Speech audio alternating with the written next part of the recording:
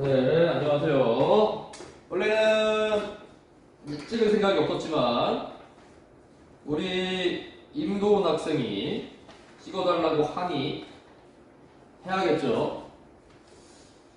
공부하겠다는데 이걸 안 찍어줄 수가 없으니까. 근데 1학기 때처럼 세부적으로 안 찍어주고요, 되게 간략하게만 할 거예요. 간략하게만. 그러니까 20분이 목표다. 20분이 목표다.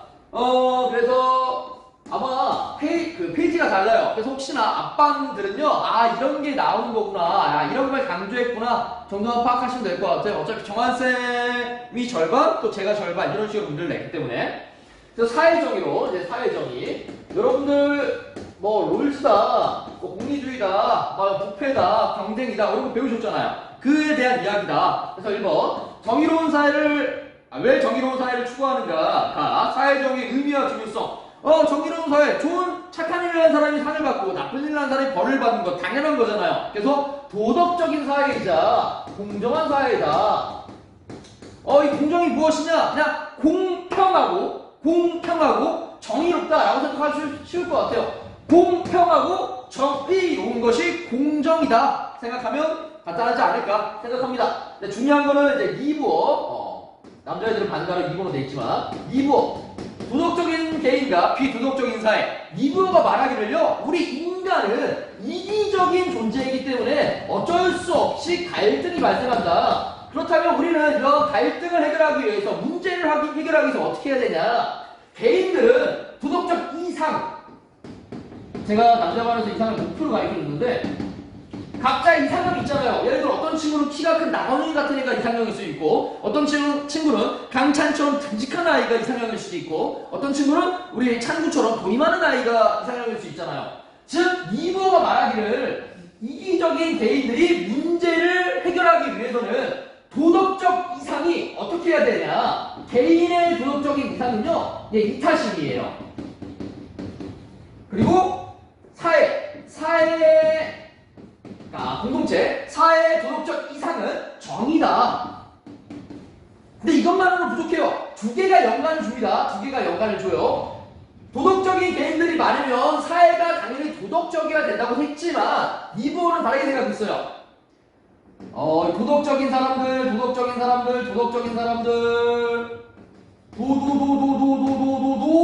사람들이 이렇게 뭉쳤어. 하나, 둘, 셋, 넷, 다, 7명이 뭉쳤어요.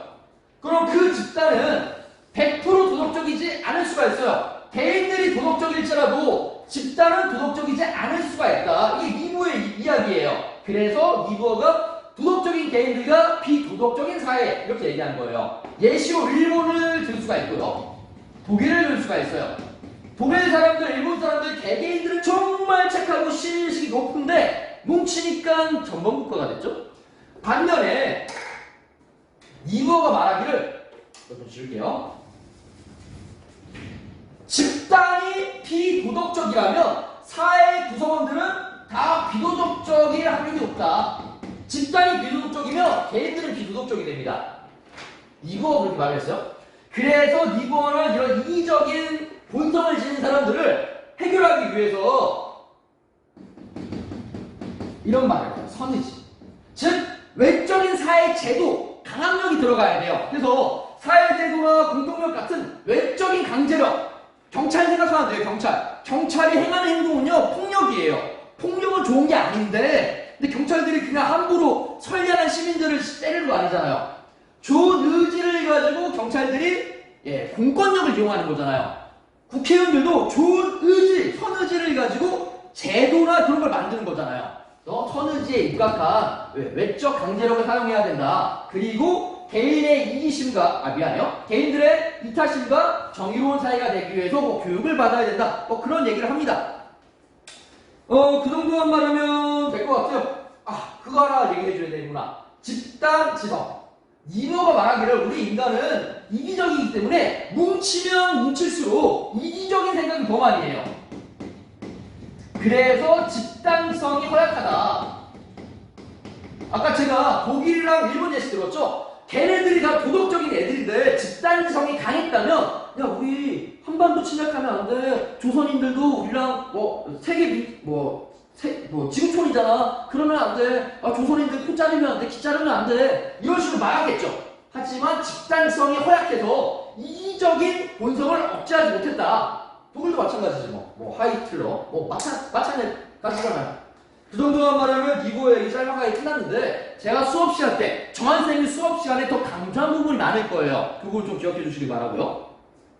그리고 사회정의를 실현하기 위한 조건, 공정한 사회제도를 당연히 마련해야 되고요. 그리고 공정한 분배가 공정해야지 사람들이 노력합니다. 내가 아무리 노력해도 분배가 공정하지 않으면요 사람들은 포기를 하게 돼요. 공정한 분배도 좀 생각해 주시고요. 잠깐만, 이거 안 지워도 돼요? 안 지워도 될 것 같구나. 여기다 쓸게요. 이제 가장 중요한 사람, 롤스라 하든 롤즈라 하든 사회정의론. 와, 얘는 멋있어. 고등학교도 더 많이 배우겠지만 사회가 정의롭기 위해서는 얘는 참고로 자유주의 진영, 블루팀이에요. 블루팀. 자유주의 진영에서 야, 사회가 도덕적이 되기 위해서는요 정의의 두 원칙이 있어. 말이 두 원칙이지 사실 세 가지예요. 제1원칙, 평등한 땡땡의 원칙, 평등한 자유의 원칙이에요. 평등한 자유의 원칙. 아까 제가 블루팀, 자유주의 진영이라고 했죠? 얘는 자유를 제일 많이 강조했어요. 평등한 자유의 원칙. 제2원칙. 제2원칙은 두 가지가 들어있어요. 사실상 세 가지예요. 여기다 쓸게요. 차등의 원칙. 일단 쓰고 설명해 줄게요. 그리고 여기는 뭘까요? 기회균등의 원칙. 공정한 기회균등의 원칙이에요. 기회가 공정하게 들어가야 된다. 이거 뭐야? 오케이. 공정한 기회균등. 말이 좀 긴데. 공정한 기회균등의 원칙. 공기균원. 이거 몰라. 그냥 넘어가. 그래서 평등한 자유의 원칙은요, 자유를 가장 우선시했습니다. 얘네들 서열을 보면요, 이걸 축차적 서열이라고 하는데, 몰라도 괜찮아. 그건 고등학교 가서 배워. 이거를 가장 우선시했어요. 모든 가치보다 가장 우선시해야 되는 가치는 자유예요, 자유. 롤즈가 말할 때, 자유가 제한될 수 있는 이유는 경제적, 사회적 이유로 제한되어서는 안 되고, 그러니까 돈이 많다고 자유를 더 많이 누리고, 직책이 높다고, 대통령이라고 또는 국회의원이라고 자유를 더 누릴 수 있는 게 아니고요. 모든 사람이 평등하게 자유를 누려야 돼요. 그럼에도 자유를 제한할 수 있는 원칙이 몇 가지가 있는데, 첫째는 모두가 동의한 경우나 또는 더 나은 자유를 위해서. 쉽게 설명해서 그런 거예요. 방금 혁찬이가 지나갔는데 혁찬이가 좋은 선택은 아닙니다. 좀 이렇게 자해를 하려고 해. 근데 그거를 멀뚱멀뚱 보고 있는 건우 어떻게 해야 돼요? 혁찬이가 공부하기 싫어서 자기 손을 자르려고 하네. 건우는 혁찬이 자기 손으로 자기 손을 자르려는 건 자유야. 그러니까 냅둬야지. 쓰레기죠. 올바른 사람이라면 그거를 말려야지. 즉 자유가 심각하게 저해되는 선택인 경우에는 우리가 말릴 수가 있어요. 그리고 이제 지진이 났어. 우리 학교에 지진이 났어요. 지진이 났는데 선생님이 나는 탄군중학교와 함께 죽기로 조상님들과 맹세를 했습니다. 교장 선생님과 맹세를 했습니다. 하고 안 나가. 그럼 경찰분들이 저 사람 뚝심 있다. 호연식이 멋있어. 가 아니라 저를 몇 갈고 끌고 나오겠죠. 생명.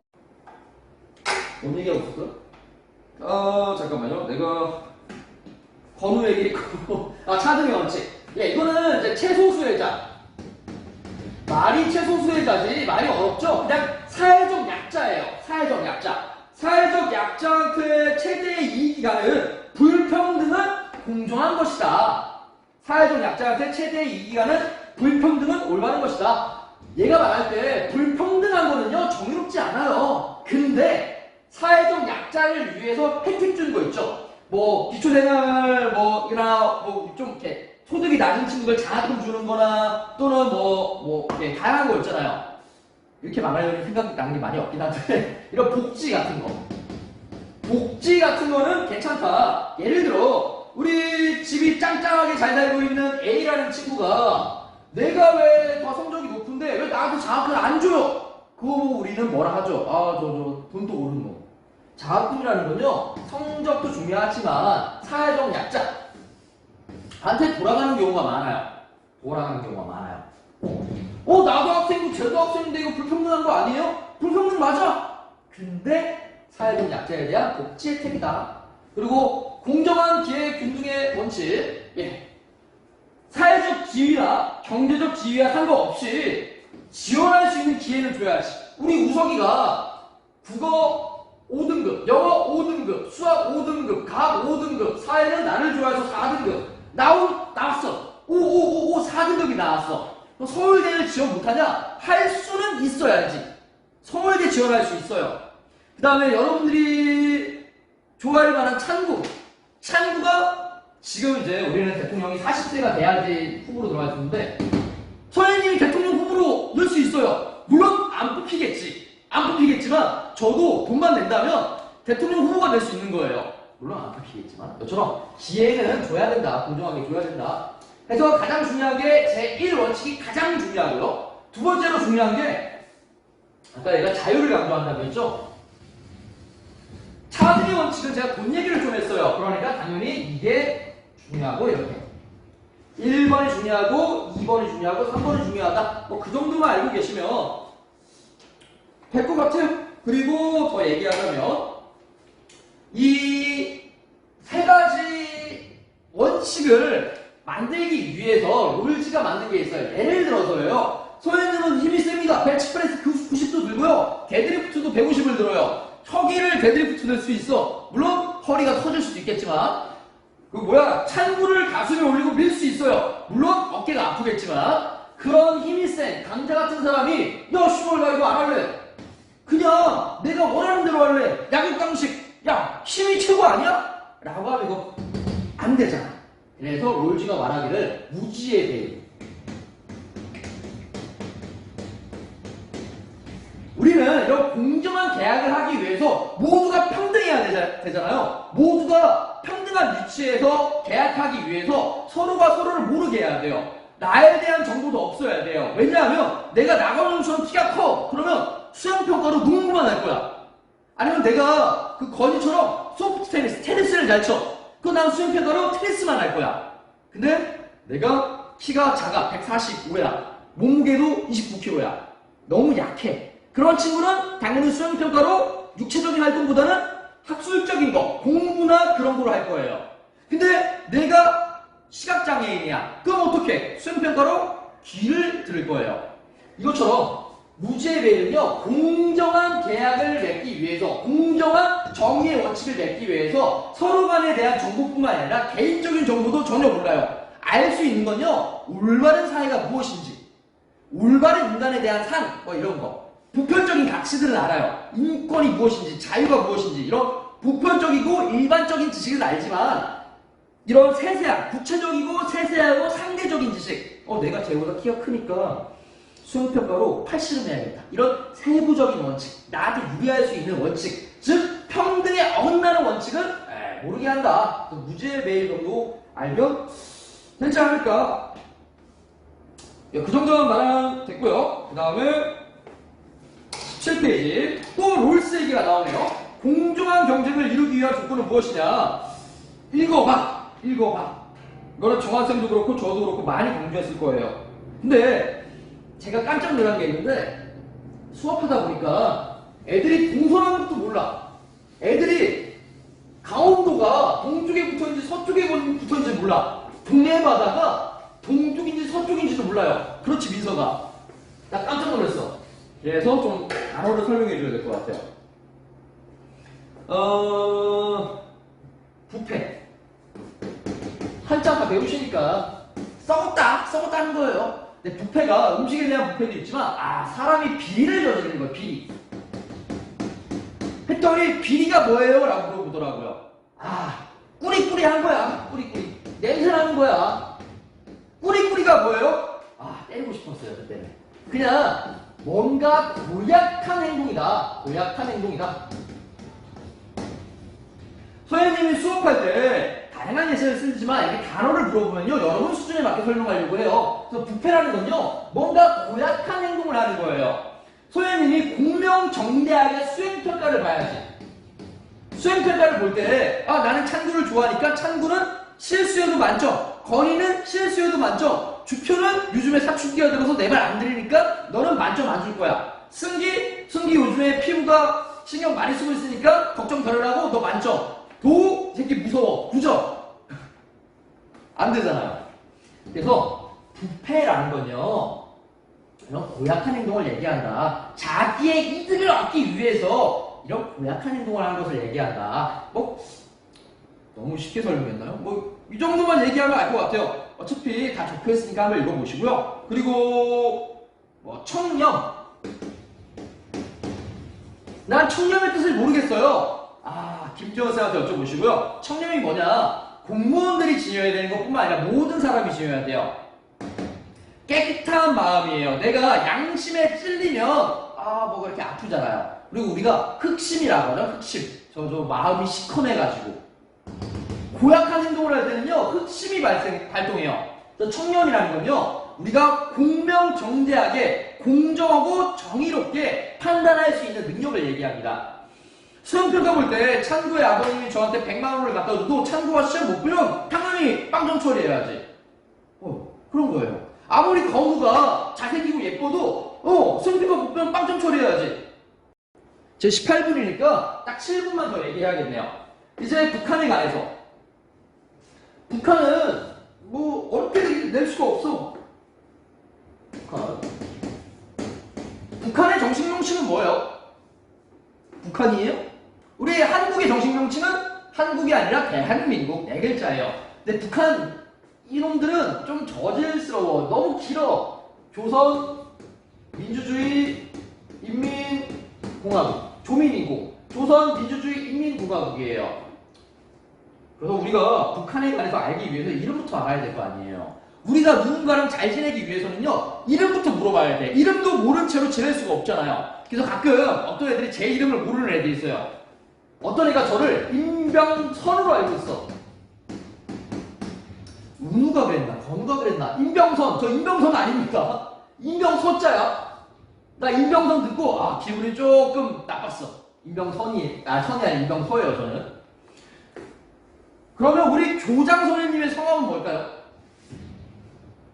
안 가르쳐줄 거예요. 알아서 잘 파악해 보시기 바랍니다. 우리 교감 선생님의 성함은 잘 찾아보세요. 아무튼 북한의 명칭 아시길 바라고요. 그리고 체제, 조선노동당이 독재를 하고 있는 일당제다. 우리는 다당제다. 다당제라는 건요, 정치 정당이 여러 개 있다는 거예요. 우리나라만 봐도 뭐 국민의힘, 더불어민주당, 뭐 정의당, 개혁신당, 조국혁신당 등등등 이렇게 많잖아요. 우리나라 정당이 한 30개 넘을걸? 30개 넘을걸요? 엄청 많아요. 근데 북한은 조선 노동당이 독재를 하는 일당제다. 그리고 뭐 3대가 세습하고 있다. 백두혈통인 김일성, 김정일, 김정은이 독재를 하고 있고, 그다음에 수령과 조선노동당을 신처럼 받들이는 우상화를 하고 있다. 그리고 선군 정치, 군사력을 우선시하고 있다. 민생을 신경 쓰는 게 아니라 핵이나 탱크나 그런 걸 신경 쓰는 선군, 군사력을 우선시하는 정치를 하고 있다. 강성 대국론, 사회주의 대가족론 이런 것도 한번 잘 보시길 바랍니다. 그래서 제가 북한은 엄마 아빠가 둘씩 있다고 했어요. 생물학적 엄마 아빠, 정신적 엄마 아빠. 정신적 엄마 아빠는 김정은, 엄마는 조선노동당. 그러니까 자녀인 인민은, 북한 사람들 인민은 엄마 아빠 말 잘 들어라. 김정은과 조선노동당에 충성을 다해라. 뭐 그런 얘기다. 북한의 경제도 계획경제, 그거 잘 기억해 주시길 바라고요. 그리고 사유재산을 인정하긴 합니다. 사유재산을 인정하긴 하는데 생산수단을 인정하진 않아요. 제가 글씨를 들었어요. 그래서 빵 공장은 북한 거예요. 근데 빵 공장에서 나오는 빵은요, 인민의 것이에요. 그래서 계획경제니까 단 하나 주잖아요. 예를 들어 건너하지 말고 도는 1년에 빵을 10개 받았는데 10개 다 먹었어. 반면에 승기는 빵을 10개 받았는데 7개만 먹었어요. 그럼 3개 어떻게? 반납해? 아니에요. 3개는 승기 거예요. 이거를 뭐 자식한테 물려주든 아니면 빵으로 뭐 점토를 만들든 뭐 빵으로 뭐 신발을 신든 자기 마음대로 할 수 있어요. 그래서 사유재산은 제한적으로 인정된다. 그 다음에 북한은 우리가 바라볼 때 북한은 주적이에요. 적은 맞아요. 근데 통일도 해야 돼. 그래서 북한은 우리한테 이중적 존재다. 적이자 동지예요. 우리나라 속담에 그런 말 있죠. 뭐 어제의 적이 오늘의 뭐 동포다? 맞나? 동료다? 친구다? 그렇죠. 북한은 우리한테 적국은 맞는데 동맹을 함께 아직 통일을 해야 되는 한민족이다. 그래서 이중적 존재이다. 그래서 북한에 대한 두 가지 관점 뭐 잘 얘기해 주실 겁니다. 정한쌤도 그렇고 저도 그렇고 잘 기억하시길 바라고요. 그리고 북한 주민들의 생활, 얘네들은 자유민주주의라고 해요. 민주주의의 핵심은 투표예요. 투표. 선거를 통해서 국민들의 의사를 전달해야 돼요. 국정 운영에. 얘네들은 투표를 합니다. 근데 도장 찍어. 도장을 찍는데 이게 뭐야? 우리는 이렇게 칸막에 천막으로 이렇게 가로져가지고 안에서 내가 1번을 뽑는지 2번을 뽑는지 뭐 이렇게 안 찍는지 모르잖아요. 근데 북한은 이 칸막이가 없어.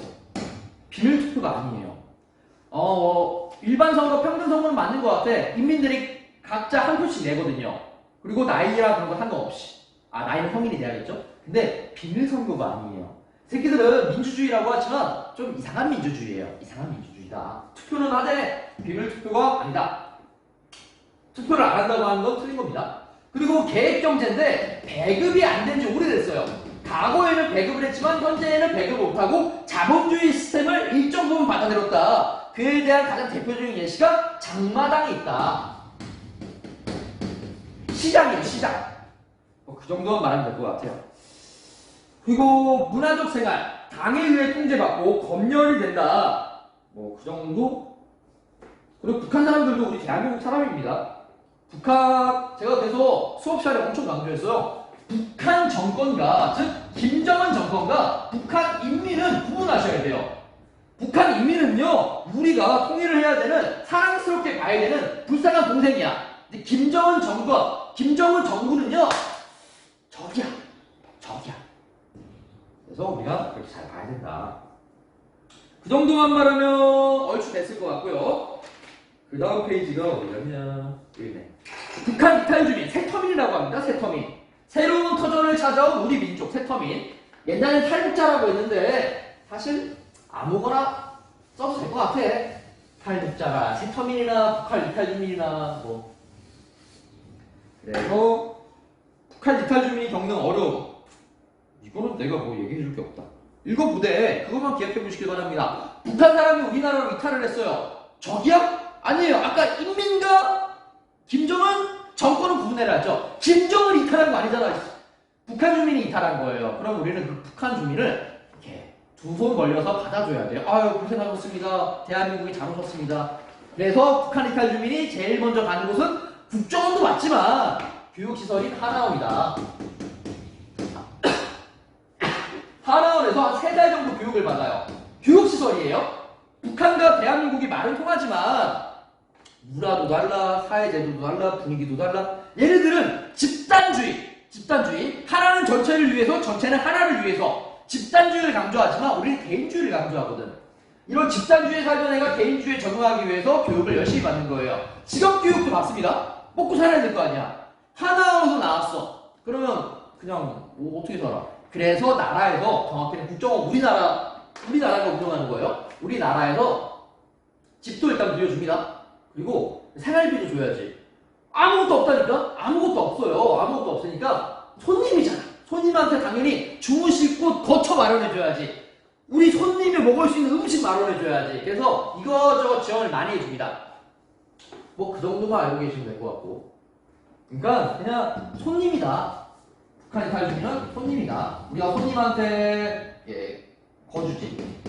자는 것도 마련해주고, 용돈이라는 표현은 그렇고, 이제 식사도 제공해주잖아요. 그러니까 뭐 이렇게 생활비도 지원해준다. 뭐 그렇게 생각하면 될 것 같아요. 그 다음에 뭐 직업도 알려주고, 교육.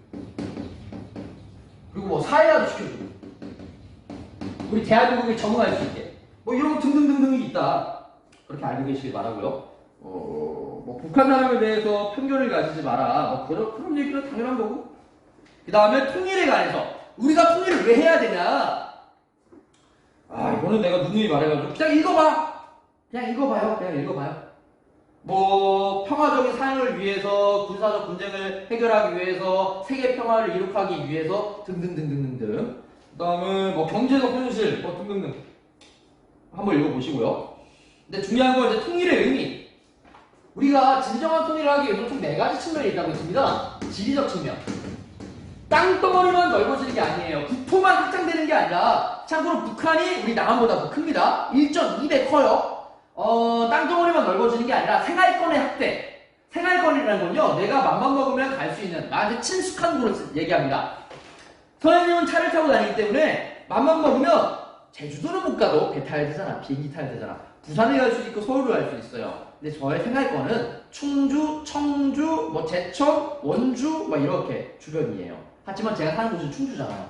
즉 통일만 된다면 우리가 기차를 타고 중국도 갈 수 있고 북유럽도 갈 수 있고 러시아도 갈 수 있어요. 생활권이 확대가 된다. 그리고 정치적 측면. 북한의 정치와 대한민국의 정치가 달라요. 북한은 주체 사상 또는 사회주의 사상을 갖고 있는 반면에 우리는 자유민주주의 정치를 가지고 있잖아요. 이거를 하나로 통일해야 된다. 그리고 경제적 측면. 우리는 자본주의, 자유시장 체제를 가지고 있지만 걔네들은 계획경제를 가지고 있잖아요. 경제적 측면도 하나로 통일해야 되고요. 가장 중요한 거, 사회문화적 측면.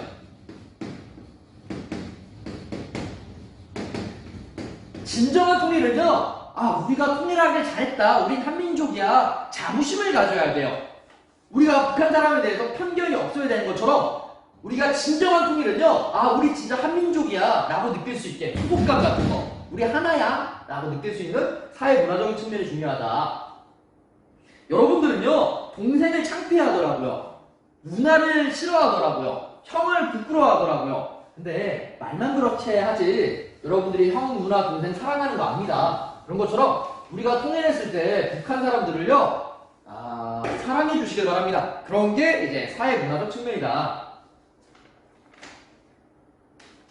그 정도 말하면 됐고, 이제 그 다음에 통일 한국에 대한 모습. 통일 대한민국은 통일 한국은 어떠한 모습을 지녀야 되냐. 당연히 정치체제는 자유민주주의 체제를 지녀야 된다. 경제적인 거는 당연히 우리나라에 따라야지. 시장 경제라고 하든 자본주의라 하든, 근데 저는 시장 경제라고 했겠네요. 시장 경제 체제를 하되 복지, 정의로운, 우리 아까 정의 배웠죠. 정의로운 사회. 정의로운 복지국가가 돼야 된다. 약자에 대한 배려가 있어야 된다. 그 다음에 선진문화. 후진문화가 아니라 지금처럼 뭐 제니 잘 나가고 불닭볶음면 잘 나가고 바나나 우유 잘 나가고 메로나 잘 나가고 도시락 라면 잘 나가고 이런 것처럼 선진문화를 추구해야 된다. 선진문화가 되기 위해서는요, 다양한 나라의 문화를 받아들여야 돼요. 즉 다양성을 인정해야 됩니다. 다양성을 인정해야 돼요. 그리고 그 다원주의, 우리가 받아들이지 말아야 되는 문화 같은 거 있잖아요. 예를 들어 뭐 여성 할례 또는 뭐 명예살인, 그런 것들, 인권, 자유, 생명, 민주 뭐 이런 거에 어긋나는 가치들은, 어긋나는 문화들은 받아들이지 말아야 돼요. 즉 다원주의적 측면을 가져야 된다. 그 정도만 말하면 될 것 같고요. 그리고 이제 우리가 통일 한국에서 일어날 수 있는 문제점, 통일 대한민국에서는 어떠한 문제점이 발생할 수 있냐. 제가 수업 시간 때 얘기했는데 우리 대한민국 사람들은요, 지역감정이라고 했어요. 지역감정. 전라도와 경상도가 많이 싸웁니다. 우리 충청도는요, 멍청도라고 불리면서 관심이 없어요. 강원도는 감자국이라고 불리면서 저 모자란 놈들. 제주도는 탕나고, 귤 만드는 공장. 서울은 사실 잡다한 사람들이 다 뭉쳐 살아요. 전라도와 경상도와 강원도와 충북과 제주도 다 뭉쳐 살기 때문에 서울에서는 지역감정이 없는 것 같아요. 이것처럼 조그만한 한국에서도 서로 막 물어뜯는데, 북한에서는 얼마나, 남북 간의 갈등이 얼마나 심하겠어요. 그 남북 갈등 뿐만 아니라 남남 갈등도 있어요. 통일하자 말자 막 이런 식으로 싸우는 거죠. 그 북북 갈등도 있냐? 있지 않을까요? 있을 것 같아. 북한 사람들끼리 갈등을 겪는 거지. 우린 대한민국과 통일해야 된다. 중국과 통일해야 된다. 뭔 소리냐? 왜 중국과 통일해야 되냐? 한반도의 주인은 우리 한민족이다. 웃기지 마라. 대한민국보다 중국이 더 잘 산다. 우리는 중국과 통일하는 게 더 개이득이다. 웃기지 마라. 북북 갈등. 너 있을 것 같아? 그리고 남남 갈등. 마찬가지야. 통일해야 된다, 말아야 된다. 서로 싸우는 거지. 저 간첩이라니 우리 인민들, 우리 한 가족이야. 뭔 소리야? 너 북한 사람이냐? 이 아니야. 뭐 이런 식으로. 남남 갈등. 남북 갈등. 당연히 남과 북이 지금 갈등하고 있잖아요. 김정은 미사일 쏘지, 우리나라 개무시하지, 우리나라는 러브콜, 짝사랑은 계속 하고 있지. 이런 갈등 등이 있다. 그리고 제가 이거를 이제 45분까지 안 채우고 빨리빨리 끝내려고 하니까 판서를 너무 대충 하는데 이제 30분 넘었네. 진짜 끝내야겠다. 그 다음에 이제 분담 비용, 평화 비용, 통일 비용, 통일 편익 좀 기억하시길 바랍니다. 분담 비용과 평화 비용과 통일 비용과 통일 편익 잘 기억해 주시길 바란다. 그 정도만 말하면 됐고요.